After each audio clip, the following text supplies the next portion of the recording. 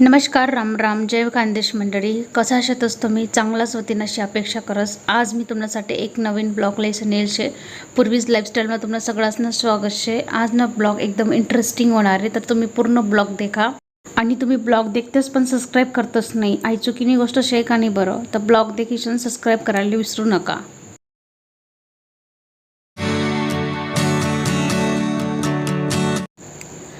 हाय ना, म्हैसनी दूधनी सायशे. तर आपण आज म्हैसनं दूधनी सायनं तूप पाडवशेतच हाई 10 दिननी जमा करी ठेलशे. आता आपण याना मायना थंड पाणी टाकीस ना ही सायले ना मिक्सरमा फिरवसूत आणि यानं आपण लोणी काढसूत. थंड पाणीमा कापर, कारण थंड पाणीमा आहे ना लोणी ना अशी पटकन एकमेकले चिपकी जास आणि ना पटकन तिनं ना गोया तयार हो जास. म्हणून थंड पाणीच लेवानं, नॉर्मल पाणी लेवानं नाही. फ्रीजला ना एक दिन पहिलेच ठी देवानं तुम्ही पाणी, आणि त्यांना वापर दुसरा दिन करा ना तुम्ही. आता ना मिक्सरनं मोठं भांडं लेवानं, दाखलं भांडं नाही लेवानं. दाखलं भांडावानं तुम्हाला उडी जाई बडत बितडबडत चिपकी जाईल.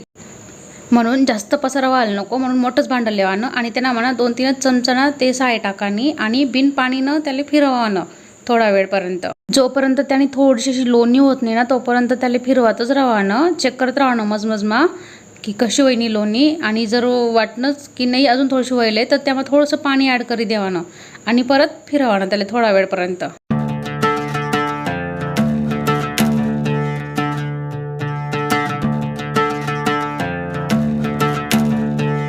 देखा आता ना चांगली लोणी तयार व्हायला ना सुरुवात होई जायला. थोडं थोडं पाणी टाकत जावं ना आणि परत परत फिरवत जाणं. जोपर्यंत अशी चांगला लोणी ना गोया तयार नाही होस ना तोपर्यंत त्याला फिरवतच राहावं.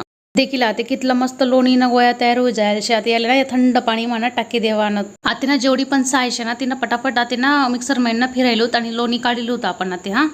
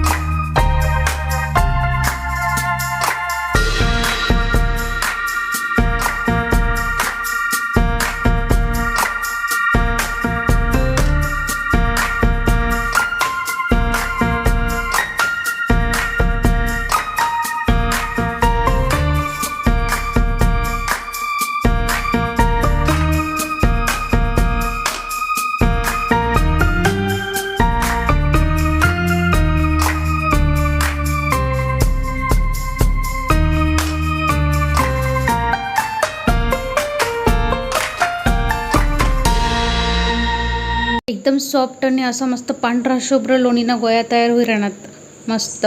ते पूर्ण साईने ना लोणी बनवाय जायचे आणि या थंड पाणी माईले चांगलं मस्त खालतून वरतून ना धुई टाकानं आणि ते दुसरं पाणी ठेवायचे ना त्या पाण्यावर टाकीशन परत अजून धुई टाकानं तिले चांगलं.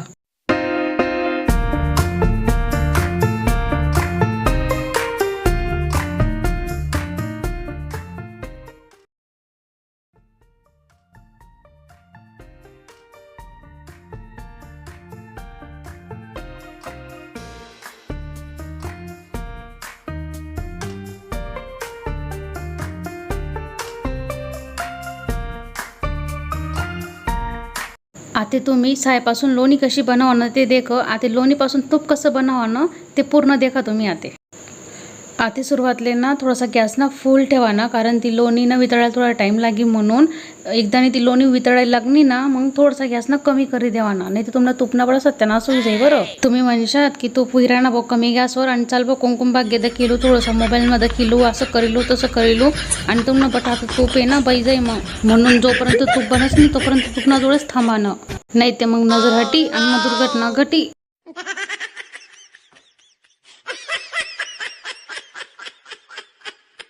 तूप तयार व्हावा मासे ते आपल्यावालं मस्त उकळी राहीनं मजमा थोडंसं ना चमचावर आहे ना हलवत पण त्याच्यात बरं आणि चटकी जाई खाले लटकी जाई. आता आपलं तूप ना रेडी होई जाईल शे. आता आपण नाही तूपले उतारले होत खाले आणि गायनीवर गायली होत म्हणजे जी बेरी राहील ना ती बेरी तूपमा येवा नाही. तूप वेगळं आणि बेरी वेगळं म्हणजे तूप असं स्वच्छ बाहेर निघी आणि बेरी वेगळी निघी. ती बेरी माय ना मस्त साखर टाकायचं खायला वाणा एकदम भारी लागस ती बेरी. ज्यासना डोकसा दुखतस ना त्याच्यासाठी चांगली ती फायदेशीर आहे बेरी. तिला खात जावा ना तुम्हाला डोकसा दुखानं बनवी जातील.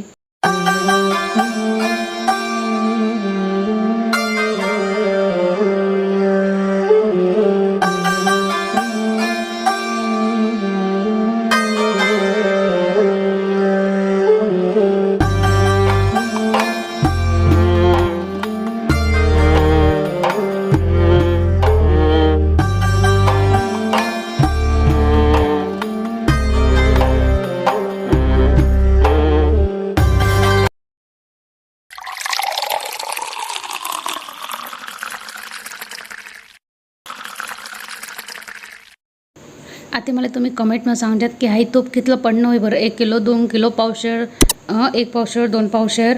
आणि जर मला तुमले जर खानदेशी ब्लॉग आवडणं होई तर मला कमेंट करा, लाईक करा आणि सबस्क्राईब करायला विसरू नका. थँक्यू.